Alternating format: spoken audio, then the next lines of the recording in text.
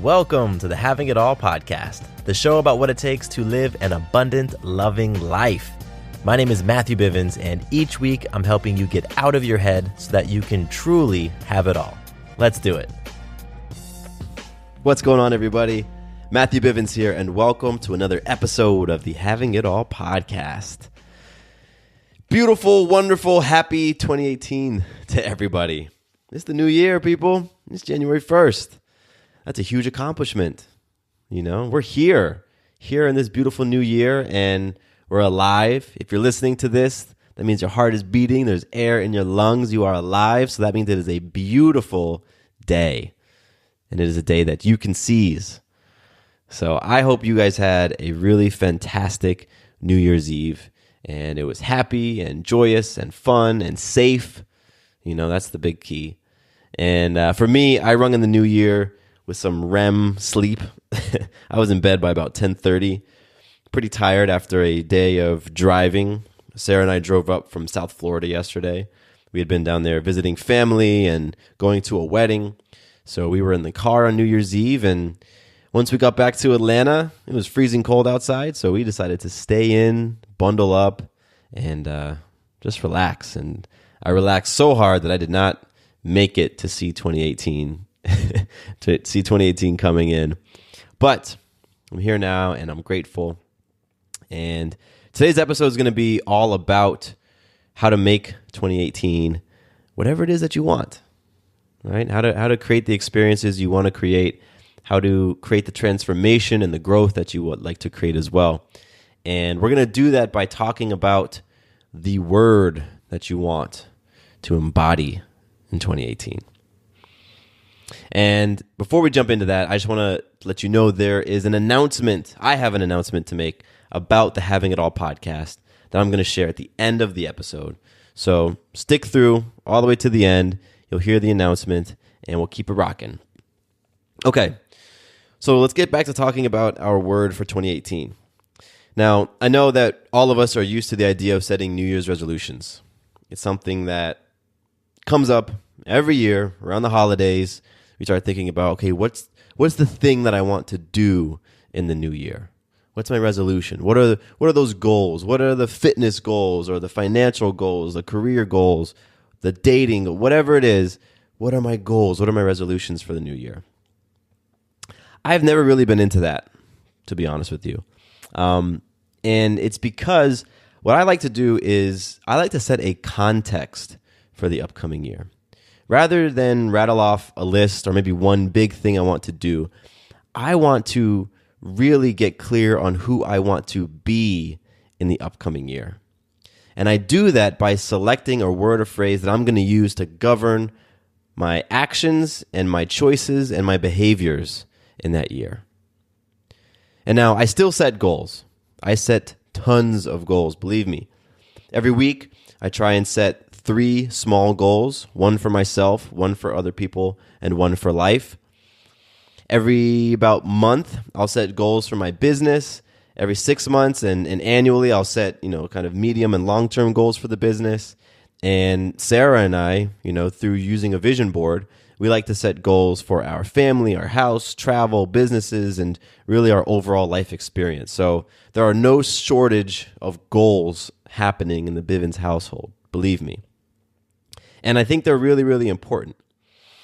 However, goals are typically all about the doing, right? Like they're the things that we want to do each day or each week or each month. And by doing those things, we're going to create some sort of change and we're going to improve an area of our lives. However, before you get into the doing, I believe that it is vitally important that you at least think about the being. The being comes before the doing. So, who do you want to be in 2018? How do you want to actually show up in your life? How do you want to show up in all those different roles that are important to you? The role of a partner or spouse, a sister, brother, executive, friend, grandparent, grandchild. How do you want to be in those roles? And what energy do you want to actually bring into everything that you do in the upcoming year? So again, I do that by setting a word. Sometimes it's a phrase, and I use that as my context. So in 2017, my word was beast mode. Beast mode, that was it. That resonated with me so strongly. So as I entered into 2017, boom, that was written on my board, and I tried to embody beast mode in everything. And so what that meant is that I was going to tap into a supreme feeling of self-confidence. I was going to be stepping into my fears, stepping into the unknown, and jumping like headfirst into situations that quite frankly scared the crap out of me. Beast mode for me was all about really believing in myself and just totally blowing off, shrugging off, disposing of those limiting voices. Creating some awareness in myself that when I'm going down the path of scarcity or fear and I'm hearing those limiting voices, I can just tune them out, push them off to the side and say, no, I'm choosing to be beast mode. I'm going to activate that beast mode. And so in 2017, I was beast mode and I experienced beast mode all over the place. You know, with my family, it was all about being courageous and being authentic and being unapologetically me. And there were some just crazy family situations that went down this year. Times when I had to really stand firm with who I believed in and, you know, have tough conversations with my sister and really challenging, intimidating conversations with my father. And it just gave me the opportunity to really practice having an immense amount of love and patience.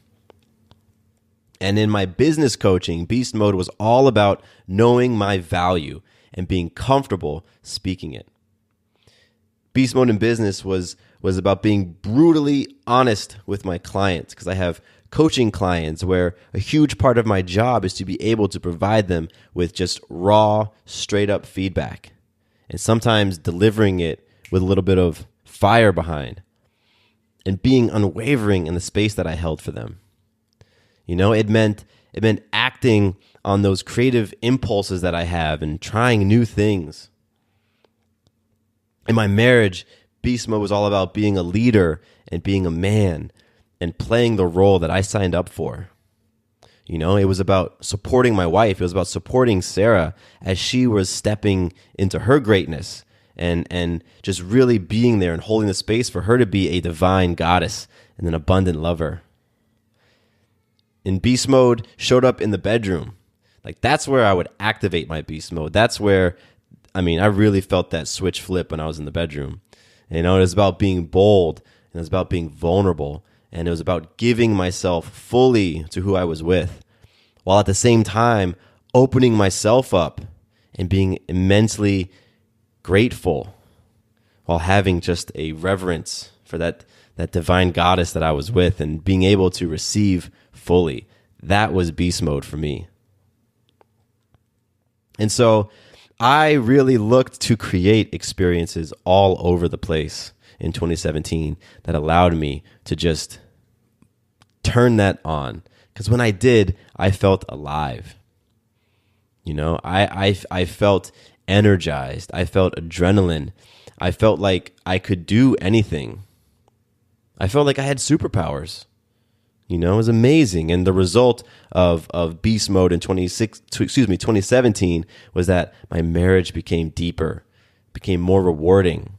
You know, business became much more fun. And as a result, more fruitful, more money. And with my family, we became closer. And those relationships with my sisters and my mom became much more fulfilling. That was beast mode for me in 2017. So we're now here in 2018, and I had the opportunity to come up with a new word. And I spent a lot of time thinking about what it would be, because it's important.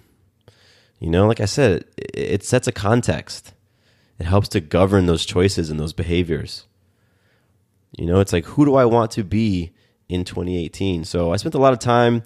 I took a lot of notes. I wrote things down. I I just opened up a doc and just started typing and really exploring, okay, I was beast mode in 2017, and these are the things that were the result of them. And let me see if I can find those areas where I didn't do the things I wanted to, or I didn't show up how I wanted to show up, or I didn't get the result I wanted, or maybe I reacted instead of pausing and responding, and maybe I was a bit impatient. And okay, so let me really examine that.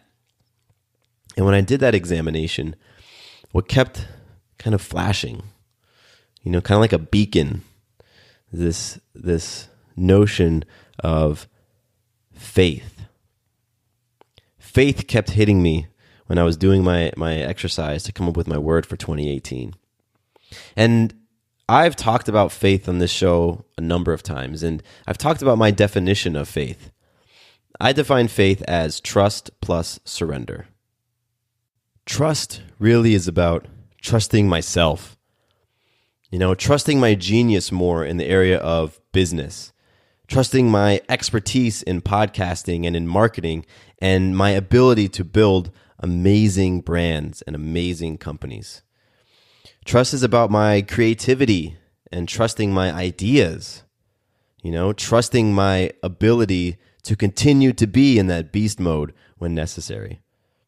Trusting my strength and my power as a lover.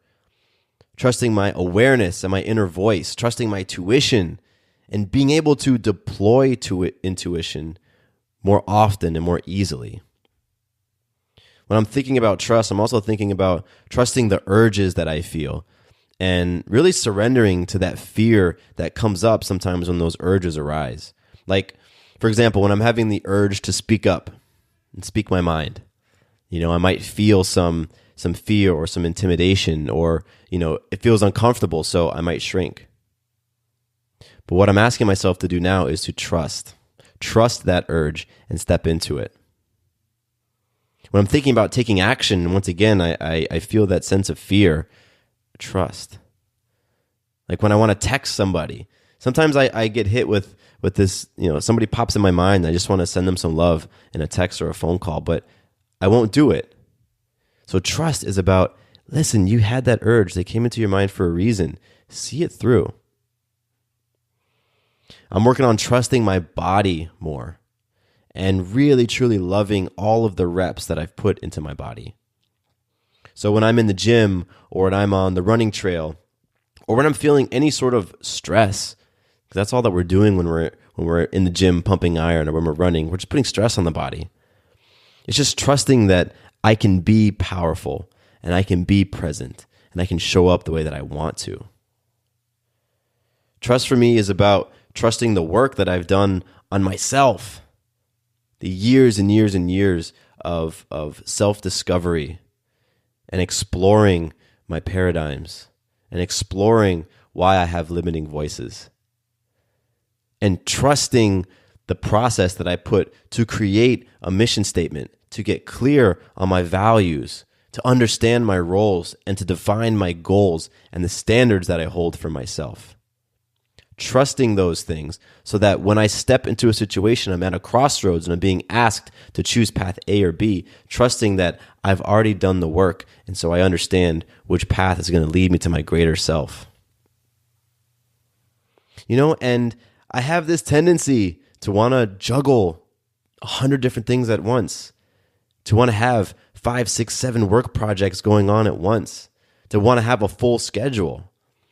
So trust for me means being able to trust that when I'm in a situation that presents a shiny new ball for me, that I'll be able to discern between a distraction and a true opportunity. That's what trust means to me. Surrender is all about surrendering my ego, wanting to do everything and be everything for everybody and have everything right now. And I'm talking materially speaking, wanting to have the cars and have the house and, have the income that I can travel all over the world and work remotely and just all of that stuff. Because that stuff comes up for me. It's real. It comes up. But surrender is about surrendering that ego and surrendering the want.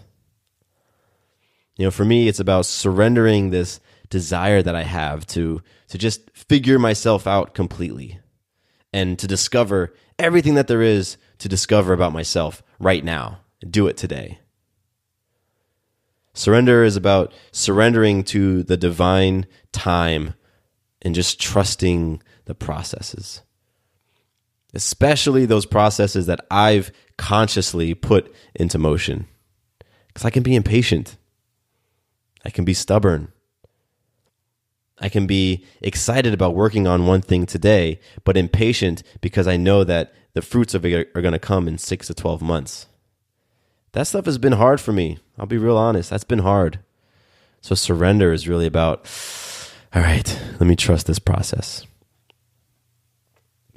Surrendering also means to just give in to the lessons from the mentors and the coaches and the teachers that I've placed in my life and that I've summoned into my life, and surrendering to the lessons that life itself presents to me, because life is always throwing down lessons.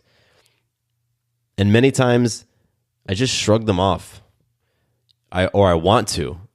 I don't want to accept and embrace the lessons that are being handed to me. Surrender also means surrender to love and to softness, and surrender to that divine feminine energy that I experience in Sarah, and I experience in Maya, and I experience in other powerful, amazing women in my life. And surrendering my armor, and surrendering my defenses, and surrendering my need to be right. Sometimes I would rather be right than be happy. And so having some awareness around that helps me to just surrender those things. And surrender my desire to be liked by others, and to be approved by other people, and to be accepted by other people. And finally, I just want to surrender and trust that I am exactly who I am supposed to be, and that I am that person right now. So faith for me, as you can see, is huge. And I'm excited.